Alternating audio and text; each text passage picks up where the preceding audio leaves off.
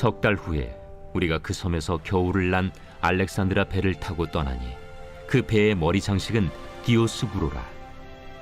수라구사에 대고 사흘을 있다가 거기서 둘러가서 레기온에 이르러 하루를 지낸 후 남풍이 일어나므로 이튿날 보디올에 이르러 거기서 형제들을 만나 그들의 청함을 받아 이레를 함께 머무니라.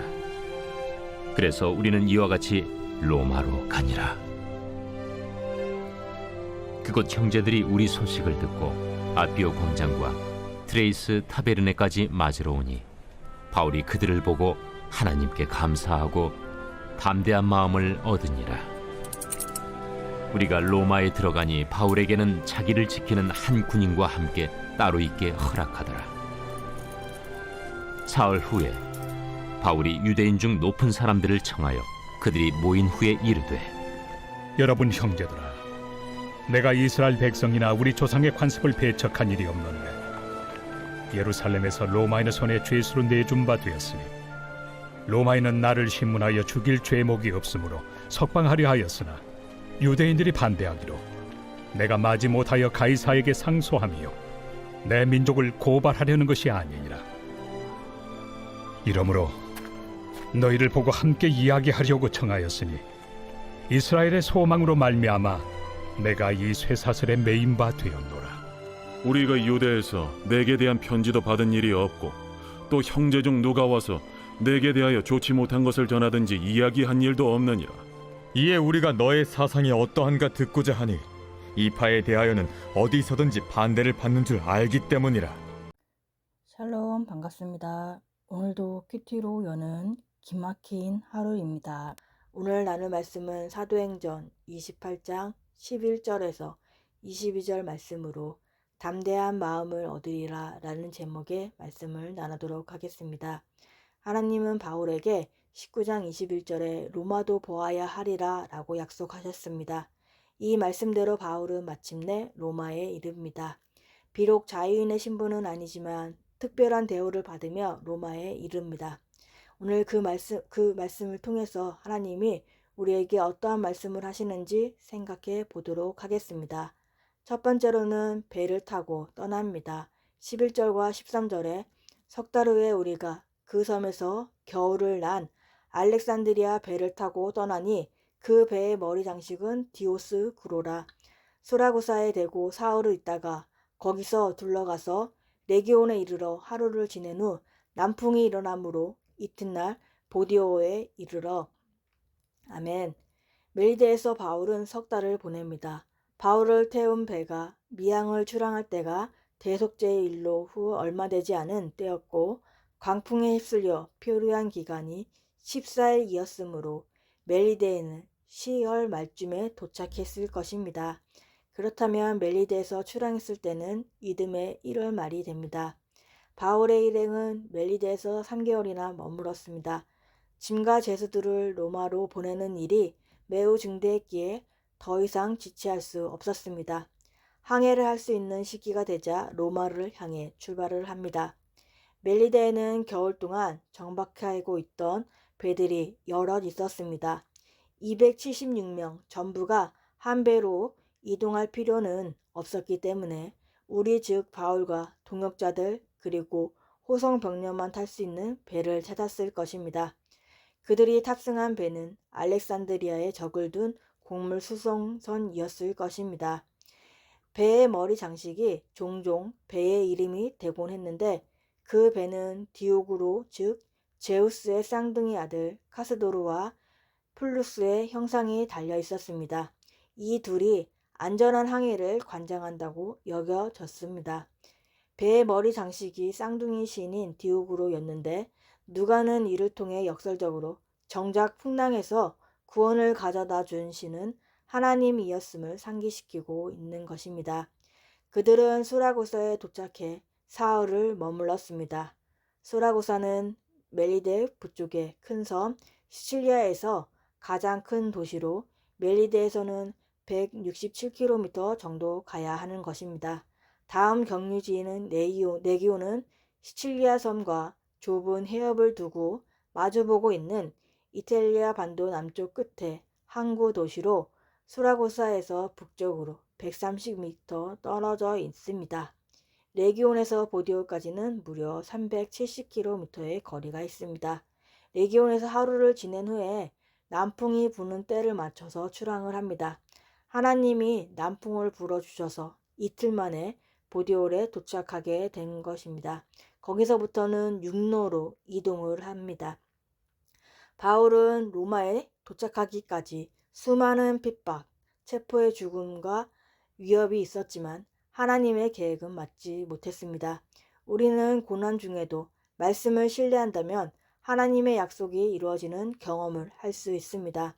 하나님은 여러 사건을 통해 말씀을 우리 삶에 이루어 주십니다. 또한 우리가 복음을 전하도록 하나님이 원하시는 곳으로 우리를 반드시 인도할 것을 믿어야 합니다.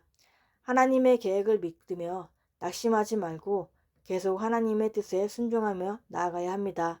당장 상황이 어렵고 결과가 좋지 않다고 낙심해서는 안 되는 것입니다. 바울이 누구도 상상할 수 없었던 죄수의 신분으로 로마에 갔듯이 하나님은 그분의 계획을 반드시 성취하십니다. 우리의 인생의 항해는 우리의 예측대로 흘러가지 않습니다. 하나님의 도우심이 없다면 영혼권의 사명도 감당할 수 없습니다.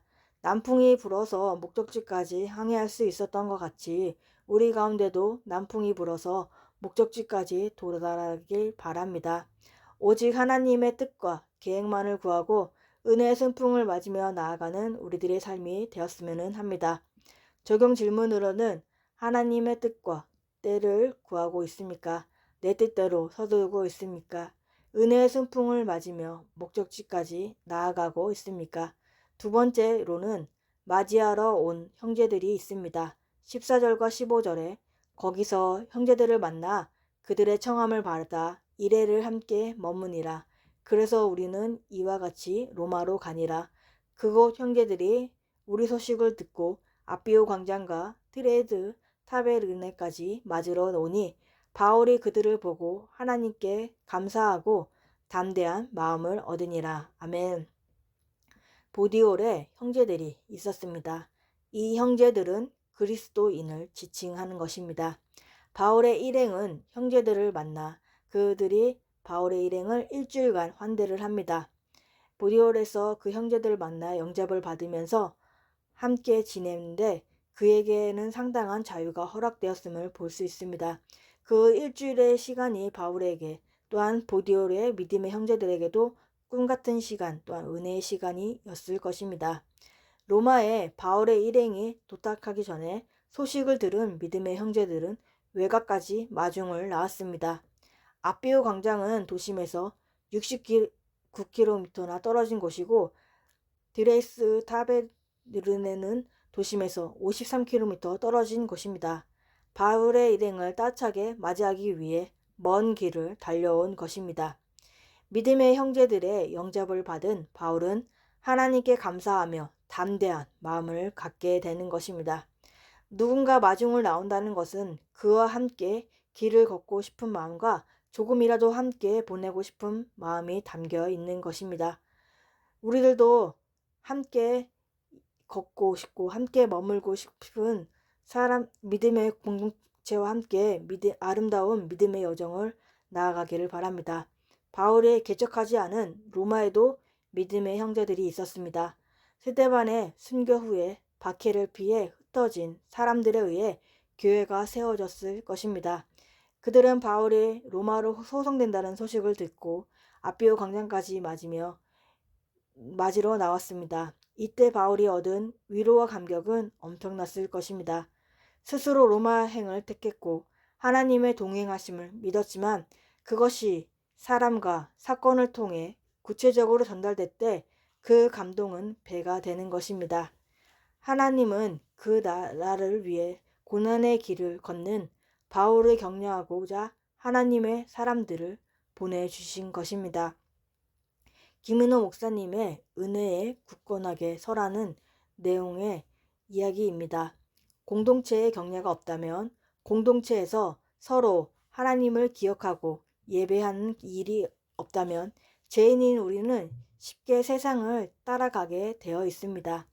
우리의 필요와 욕심을 쫓게 되며 연약함을 반복할 수밖에 없습니다.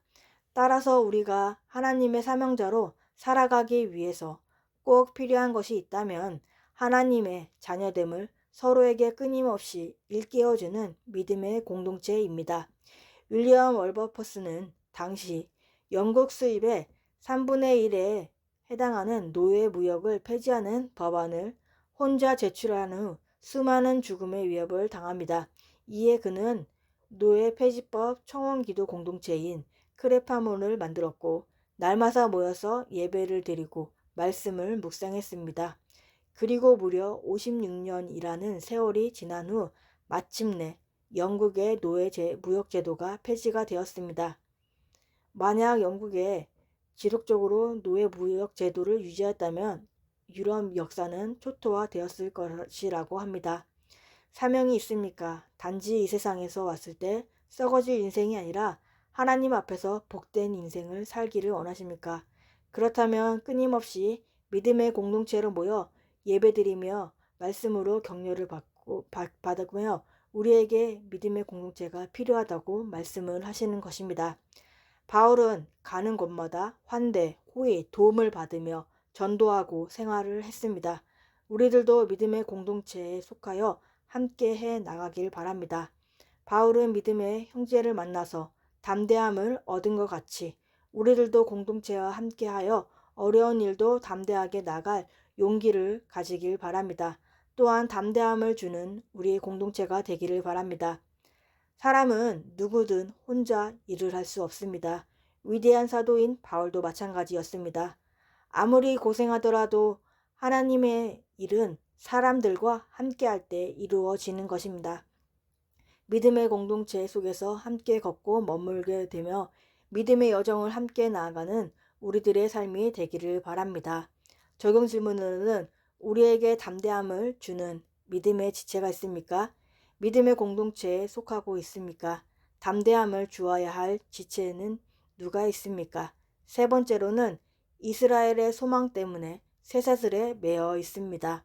17절부터 20절 말씀에 사흘 후에 바울이 유대인 중 높은 사람들을 청하여 그들이 모인 후에 이르러 여러분 형제들아 내가 이스라엘 백성이나 우리 조상의 간습을 배척한 일이 없는데 예루살렘에서 로마인의 손에 죄수를 내준 바 되었으니 로마인은 나를 신문하여 죽일 제목이 없으므로 석방하여 하였으나 유대인들이 반대하기로 내가 마지못하여 가이사에게 상소함으로 내 민족을 고발하여 하는 것이 아니라 이러므로 너희를 보고 함께 이야기하려고 청하였으니 이스라엘의 소망으로 말미암아 내가 이 쇠사슬에 매인 바 되었노라. 아멘. 로마 시민권자라는 신분과 백부장의 선처로 바울은 감옥 밖에서 따로 지낼 수 있었습니다. 로마에서 바울은 한 명의 군인과 함께 따로 머물도록 허락을 받은 것입니다. 이는 오늘날 가택연금과 동일한 것으로 볼 수 있는데 바울이 복음을 자유롭게 전할 수 있는 상황이 조성되었음을 보여줍니다. 사울의 그곳 유대인 지도자들을 불러 복음을 전합니다. 바울은 우선 자신이 체포된 사유가 이스라엘 백성이나 우리의 간섭을 배척해서가 아니라 고 말합니다. 바울은 고발의 발단이 된 성전 소유 사건에 대해서 아무런 언급을 하지 않고 또한 황제에게 상소하게 된 경우도 대폭 생략합니다. 단지 로마 당국이 자신을 석방하려 했지만 유대인들이 반대했기에 어쩔 수 없이 상소하게 되었다고 합니다. 로마 유대인들은 바울이 혹시 황제 앞에서 유대인들을 나쁘게 말하지 않을까 걱정했던 것 같습니다. 그런 걱정을 선제적으로 제거하려는 듯 바울은 황제 앞에서 내 민족을 고발하라는 것이 아니라고 말을 하고 있습니다.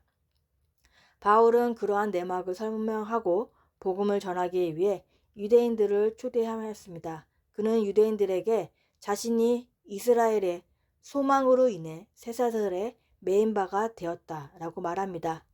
이스라엘의 소망은 구약 성서에서 비롯된 부활신앙 그리고 부활로 인해 예수님의 그리스도 되심을 포괄하는 어구입니다. 바울은 자신의 무죄를 변론하면서 이스라엘 소망으로 쇠사슬에 매였다고 합니다. 그러나 그는 쇠사슬에 매여서 그곳에 온 것이 아니라 소망에 매여서 온 것입니다. 바울은 쇠사슬에 매인 상황에서도 이스라엘의 소망인 복음을 전하고 있습니다.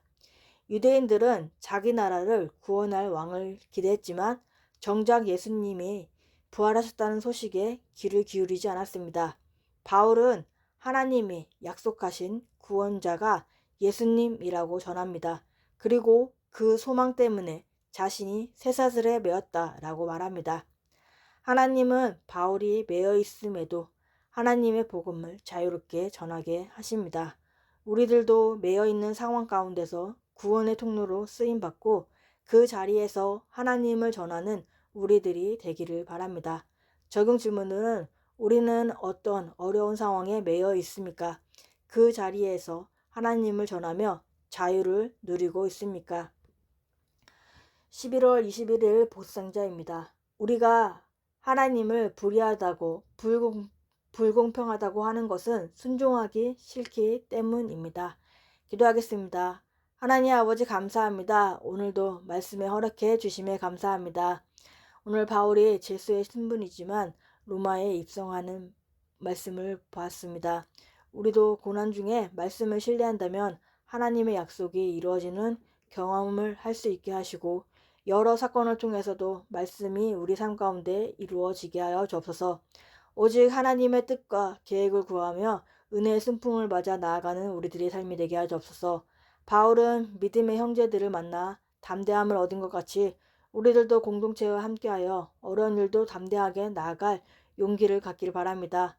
또한 우리가 지체들에게 담대함을 주는 사람들이 되길 바랍니다. 공동체 가운데 참여하지 못하는 사람이 있다면 함께할 수 있게 도와주옵소서. 우리가 매여 있는 상황 가운데 구원의 통로로 쓰임받게 하시고 그 자리에서 하나님을 전하는 우리들이 되길 바랍니다. 목사님의 건강을 붙들어 주옵시고 예수님의 손길로 치유하시고 회복시켜 주시옵소서. 아픈 지체들에게 찾아가 주옵시고 치유와 회복의 은혜를 부어 주시옵소서. 오늘도 말씀으로 살아가는 하루가 되게 하시고 주님의 은혜를 부어 주시옵소서. 예수 그리스도의 이름으로 기도합니다. 아멘.